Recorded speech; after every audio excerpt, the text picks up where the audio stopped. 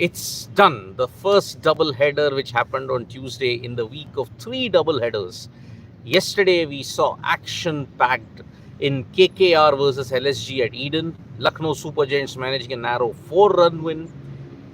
pbks versus Chennai Super Kings at Mullanpur. You saw Punjab Kings pull off an 18-run win, and CSK now have lost 4 consecutive games, along with Mumbai Indians. So Sunrisers Hyderabad, Mumbai Indians, and Chennai Super Kings now are in the danger zone when you have to look at the IPL 2025. Now, as far as the situation is concerned regarding Chennai Super Kings, who was responsible for the loss yesterday? Was it yet again the batting? Was it the fielding? Where did Chennai Super Kings lose the match against Punjab Kings? Stephen Fleming in the post-match press conference stated that it was the fielding. You cannot drop so many catches. You can't be so sloppy on the outfield, and that ensured Priyan Sharia put them under immense pressure. Now, there is a very interesting story about Priyan Sharia, which I'll come to a bit later. But Chennai Super Kings lost in the top order batting as well. The intent that was there, they just couldn't get going for certain overs. The required rate piled up, and yesterday, when you look at it, MS Dhoni wasn't responsible for the loss. Yesterday was the one occasion where you can say that no, you cannot blame MS Dhoni for the loss yesterday, because yet again, if the top order fails, what do you do? But MS Dhoni, it's a very interesting thing. His weaknesses are now so obvious in IPL 2025. A spinner was kept back just for him. When he came out to back, Yuzi Chahal bowled the first over. Now, with weaknesses so obvious, and yet again, it's continued. You have not been able to chase in excess of 180 now for 6 years. The streak continues.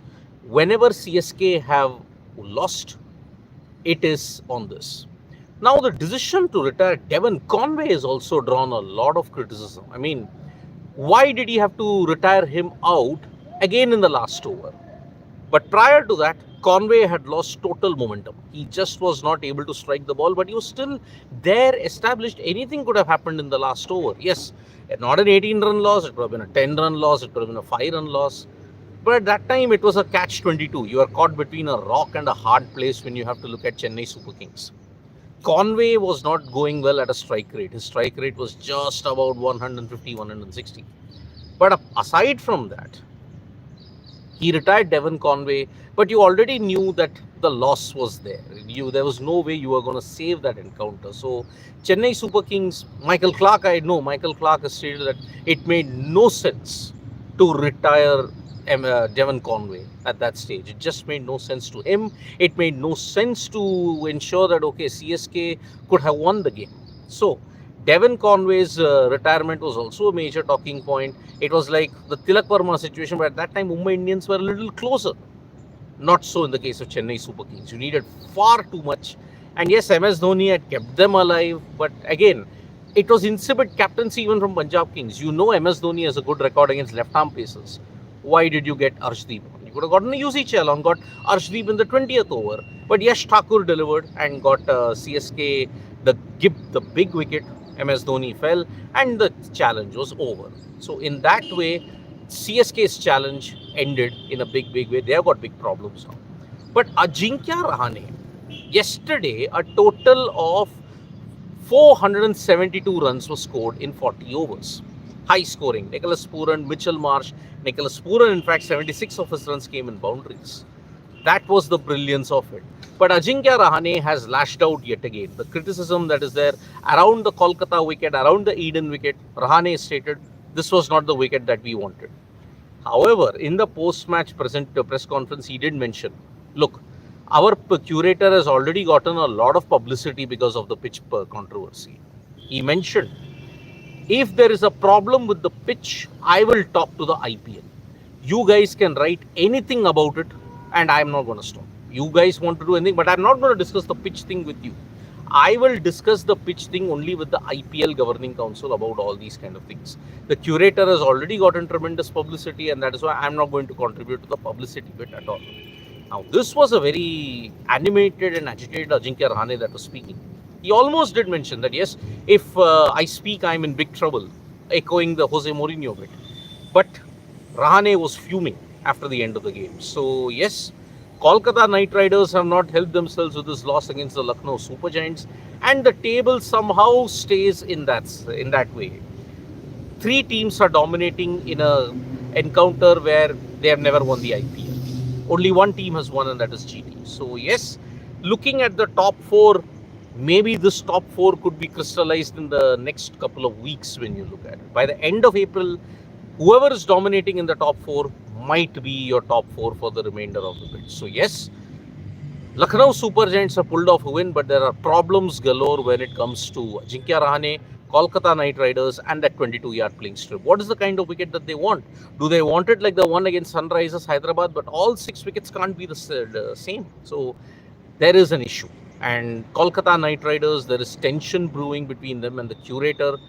And if Ajinkya Rahane is to be believed, problems are going to come up. And what is the kind of wicket that they want?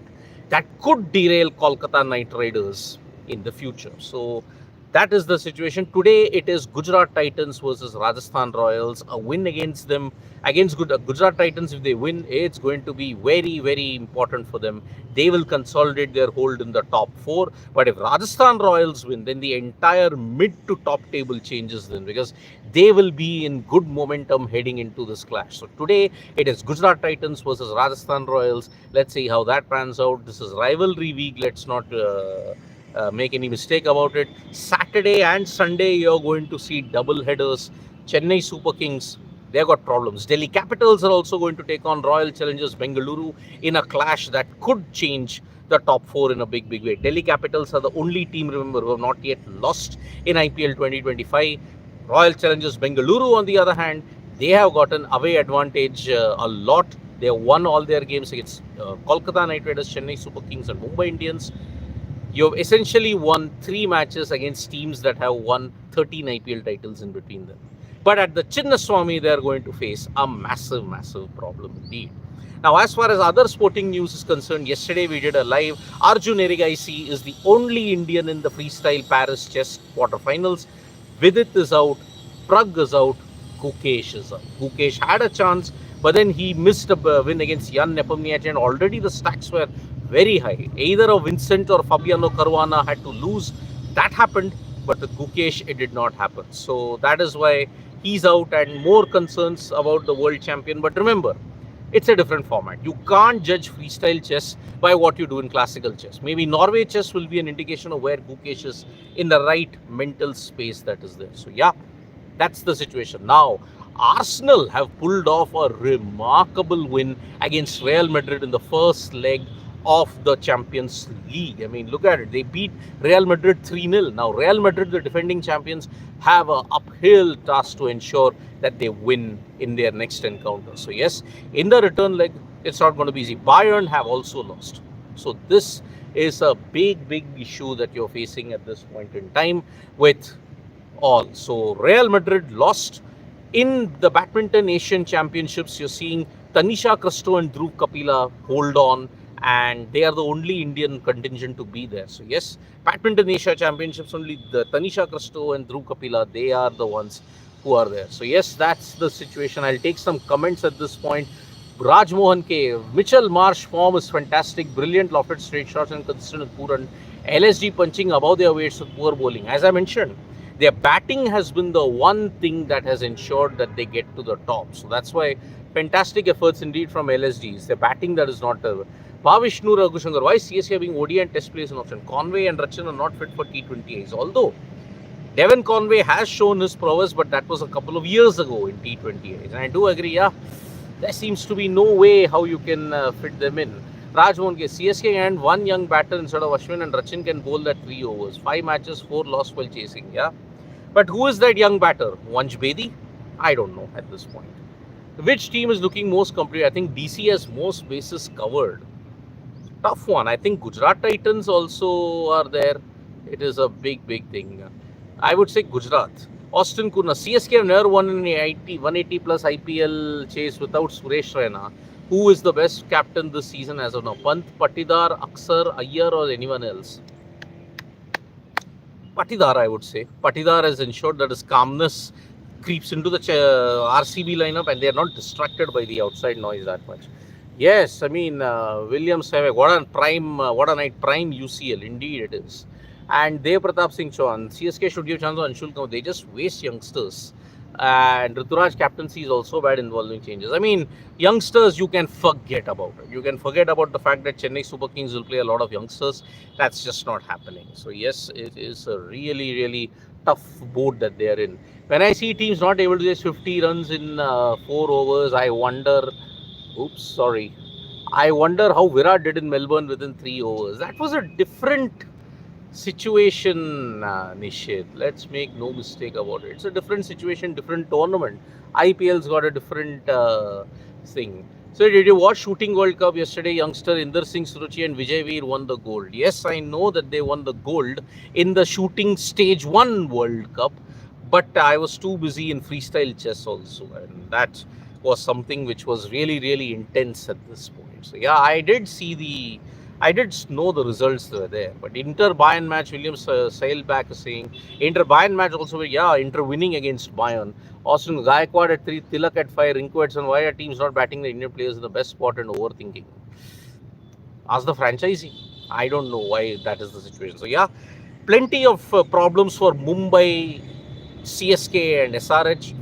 Not so much for the other teams. Let's see how they pan out. So today it is GT versus RR. Let's see how that goes about. Will GT continue their momentum or will Rajasthan Royals continue the momentum? It all boils down to a very interesting game today.